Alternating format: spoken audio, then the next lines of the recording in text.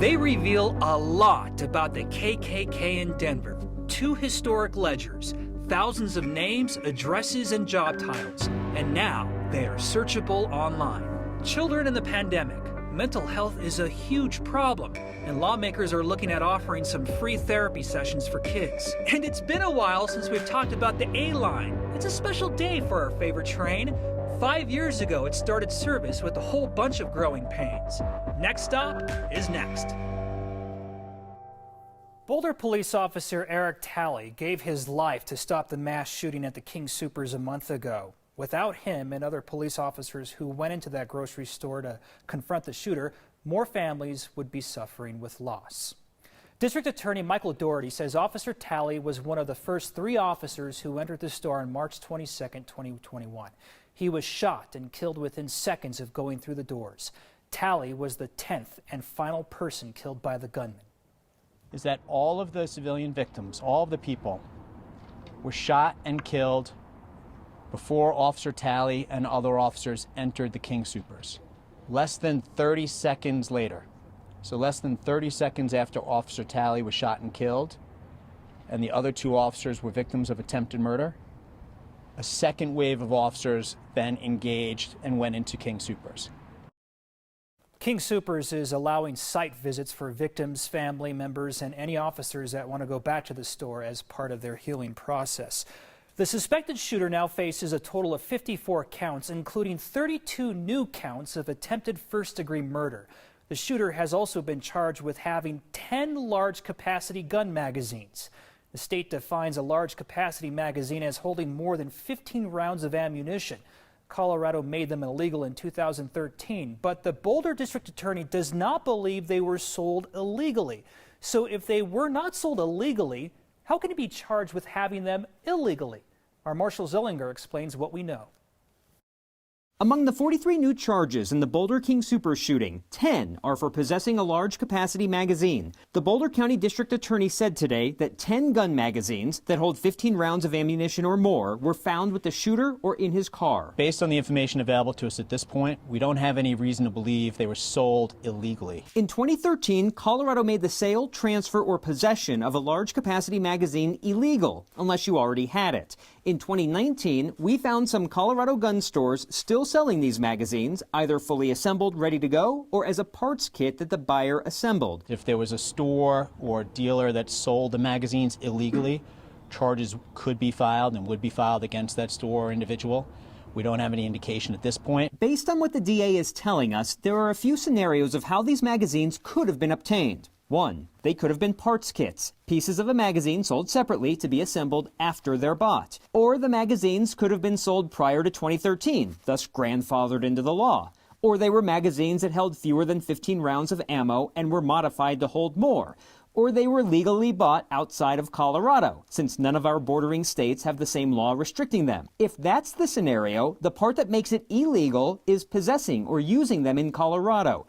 During our 2019 investigation, opponents of the magazine ban warned about this scenario. What makes Colorado think that they're going to be able to stop a few hundred 30-round magazines from being purchased in Wyoming or Texas or Oklahoma and brought to the state? It's absurd. So what does it say about Colorado's law when bordering states do not have the same restrictions? What it says about it now is it's still illegal in the state of Colorado. Democratic Senator Rhonda Fields sponsored the magazine ban in 2013, which was signed into law by then-Governor John Hickenlooper, who as a Democratic U.S. Senator now is co-sponsor to a gun control bill that, among other things, would ban future magazines that hold more than 10 rounds of ammunition. I think we do need to have a universal law, and that's why Congress needs to act so that we have standards across the whole United States. For Next, I'm Marshall Zellinger. There are search warrants that are still sealed in this case, and when they become unsealed, we'll likely learn more about those magazines. The DA said he knew how many bullets the shooter had, but did not feel it was relevant to the charges for him to talk about those details. A look at the vaccination data in our state shows we are making progress on getting vaccines into arms, but a lot of our communities are still being left behind. Nearly 27% of our state population has completed the vaccine process, nearing 1.6 million people. Almost 860,000 people are waiting on their second dose of Pfizer or Moderna. An update from the state today shows the gap in vaccine distribution is not getting better.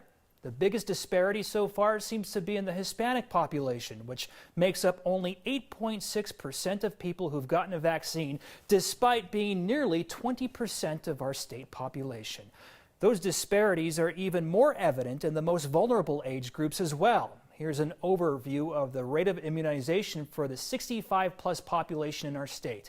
You can see there are lower rates in southwest Colorado, highlighted by the red and orange colors. Compare that to the immunization rates of people of color in our state. You can see a whole lot more red scattered throughout the state, especially in the southwest and northwest corners. It's been a tough year for our kids and their mental health here in Colorado. We've talked about this through the pandemic, but the barriers to getting help not only stood in the way, but in some cases grew taller as COVID took over our lives. There are talks at the Colorado Capitol right now to try and make things better. But parents and kids need to be involved. Anusha Roy joins us with more. Anusha? Yeah, Jeremy, throughout the pandemic, we've heard from experts so many times because they were getting increasingly worried as they were watching more kids living with anxiety and depression. Just to give you one example, we talked to the Children's Hospital Colorado, and they said the number of kids who have come into their emergency department throughout the pandemic nearly doubled, and this was for behavioral health needs. So these concerns and these talks, they've now reached the Capitol, and lawmakers there are debating a possible bill that would offer up to 3 free sessions with providers for kids. It could be more if there's more of a budget for it. I wanted to share a part of my conversation with the Office of Behavioral Health, who would help run this program if it is ultimately passed. We don't have a great sense of how deep the struggle is, and we don't have professional eyes on young people, particularly not being in school. Is there a concern that after the 3 sessions, for somebody who maybe needs continued care after that you could then run into those same obstacles? The unfortunate answer is yes. The unfortunate answer is that this does not mitigate our other efforts through the Behavioral Health Task Force and through the governor's task force that he created. So like you heard, it's not going to fix, if it's passed, some of those longer term problems, but supporters are really hoping that this would kind of be an in to connect kids to resources if they were not able to do that before, and also give parents an opportunity just to talk amongst their families to say, hey, would something like this, help you, especially with transitions back to school or whatever else is going on in their life. But really, for this to work, not only do families and the community have to trust the program, kids also have to have a safe place to be able to use these sessions, and that's not necessarily always going to be at home. So when I talked to one of the bill sponsors, they said that they're really hoping that the community would then step up and help out with some of those safe spaces, whether it's at a government building, a community center, or even a library. It is mothers and fathers and aunties and uncles who are standing up and saying, we are going to help you get ready for school in a way we've never done it before. So if this passes, they would be using stimulus dollars to fund the program, which also means then that it would be set up as a temporary program. It's one-time funding. But the lawmakers were saying that if they see that a lot of families are relying on it and tapping these resources, then they'd go back, Jeremy, and they'd start looking at other funding options, whether it's additional federal dollars or state dollars, to try to keep the program going on longer. So 3 sessions here, that sounds like a start, but what happens after that? Yeah, and that's definitely a concern, one that we chatted with the Office of Behavioral Health about. They said, we realize that this could turn into an issue. And so, what they would ideally like to do is connect kids to experts within their insurance program to help with that continuity. But they also acknowledge that's not necessarily going to be the case for every kid that needs help. And there's all these other barriers, right, that we talked about that could still be a barrier in those situations. So that's when they're going to start looking at other funding options, even other insurance options, to see if they can help these families out. All right, Anusha, mental health, always a big topic, especially right now. Thank you. I wish that we didn't need to see things in explicit detail in order to believe the experiences of other people. The history of the KKK's existence in Colorado is now more of an open book, what we can learn beyond seeing some names on some pages. One of those names is being erased from the Denver area, and that means more lane closures in our future. And without delay, we celebrate a big birthday. We honor a prominent metro area 5-year-old. Next.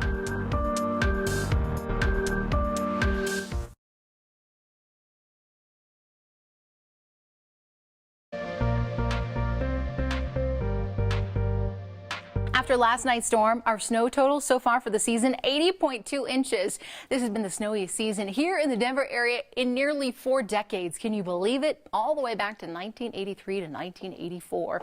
This afternoon into this evening, we're still monitoring some snow, primarily up in the high country. Here across the I-25 corridor, a couple of light rain showers possible throughout the rest of this evening. Otherwise, things should calm down late tonight, as we'll be left with mostly cloudy skies and temps falling to the freezing mark. By early tomorrow morning, it's dry, but partly to mostly cloudy here in Denver, and then by 2-3 o'clock, here comes the rain and possibly a rumble of thunder too. We'll do it all over again for us tomorrow with a really nice looking weekend on our hands. Temperatures back to the mid-50s tomorrow, but 60s and 70s return this weekend. A little update to a story we told you about yesterday. A total of 46 signs will need to be replaced now that the I-70 frontage roads currently named Stapleton North Drive and Stapleton South Drive are getting new names. Eastbound will now be East 44th Avenue and westbound East 45th Avenue. We've learned that the Central 70 project will be responsible for replacing the old but rather new-looking signs for the streets. We still don't know the cost yet because CDOT is still adding up all the money here. They tell us the overhead signs, like the large one over the frontage road, will be the priciest and will require lane closures at night to replace them. They say they're working to get them changed ASAP. The University of Colorado's A-line is ready for kindergarten. RTD's train to the plane had some growing pains since it first began operations 5 years ago today. In its first few years, it was plagued with issues with the timing of its crossing gates. They got so bad that the Federal Railroad Administration then threatened to pull the plug in 2018 if RTD didn't fix things. There were also problems with delays, often leading to, for us to ask the question, is the A-line running today? So there have been some bumps along the way, but everybody deserves to be recognized on their birthday. So the happiest of birthdays to you, A-line. Our graphics guy was out, so we made you this card. It says, happy birthday, A-line. And you can see the train has a little hat there that I drew. And then on the inside, we're glad you're on track, A-line. But if you don't like the card, we also got you this very special happy birthday balloon. Happy birthday, A-line. And in case you're wondering on its birthday today, yes, the A-line is running on its 5th birthday today. I think that the more we tell the truth about the ugly parts, the more room it makes for the beautiful parts. An ugly part of Colorado's history out in the open for all to see. You can't move forward without looking back. Next.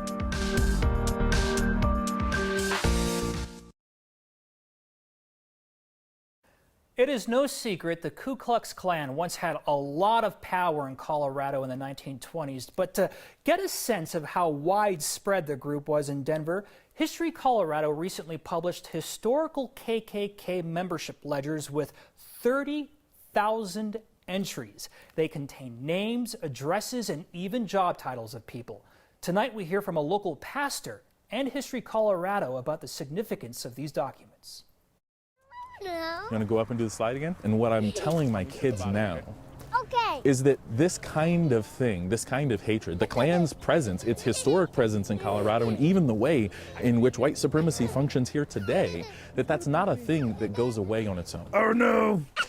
So I'm in middle school and had an opportunity to attend a summer camp in Golden on the campus of the School of Mines. There was one evening in particular when they instituted a lockdown of the dorm where we were staying. Later on, they told us that the men in white robes had been seen trying to light fire to the building that we are staying in, is as they were helping us to calm down and comforting us after the fact. They said, well, the good news is that you won't have to face this for very long because this kind of thing is dying out and your generation won't have to fight this fight anymore. Certainly, KKK presence in Colorado is something that we need to acknowledge and learn from. So we have 2 books, 2 ledgers of KKK membership from the Denver area from 1924 to 1926. We have recently digitized them so that they are much more accessible. What History Colorado is helping to model for us is that institutions can be historically honest, they can be accountable, but they can also be constructive. We can be building something good. When you consider that there are 30,000 entries, what that really demonstrates is volume and impact and how widespread and baked into the society and culture and power structure of Denver and the larger state. So it requires all of us, first of all, to know, right? To be honest about the history, to be honest about the brokenness, about the hatred, about the people whose lives have been threatened or taken. Like, we have to tell the truth about what has happened so that we can figure out what comes next. History Colorado is making a number of additional resources available along with those ledgers to help provide context to people looking through that data. They're also hosting a number of events throughout the year to talk about the Klan's impact in Colorado. And speaking about that, when you think about the Klan in Colorado, you may think of names like Stapleton, a former Denver mayor and Klansman who until last year had a neighborhood namesake. I did a search through the online ledgers to see how many KKK members once lived on my street. I expected maybe to find 1 or 2 of them.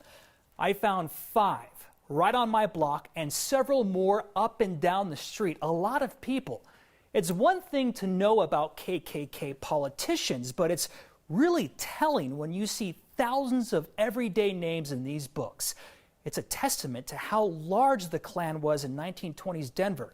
People who worked for the Denver Police Department, the Denver Post, the U.S. Post Office, grocery stores. 30,000 entries made less than 100 years ago. A lot of people may find some family names in there. It's a shameful history, but a necessary history to talk about for our future. Bravo to History Colorado. This winter is still hanging around, right? But that's not stopping some kids. The most Colorado thing we saw today, next. Kids wanting to be kids regardless of the weather. That's the most Colorado thing we saw today. Check this out. Lanisa's daughters, Autumn and Sienna, were not going to let a little snow and freezing temps stop them from enjoying their Wednesday. They went outside in their snow gear and played on their trampoline. Lanisa says they're pretty fond of jumping in the bad weather, and of course their smiles say it all. It's clear that Colorado kids are dedicated to their trampolines. Melissa's 8-year-old son's first thought during our March blizzard was to save the trampoline first. He shoveled it off even as a foot of snow was still falling around him. That's called having your priorities straight, right?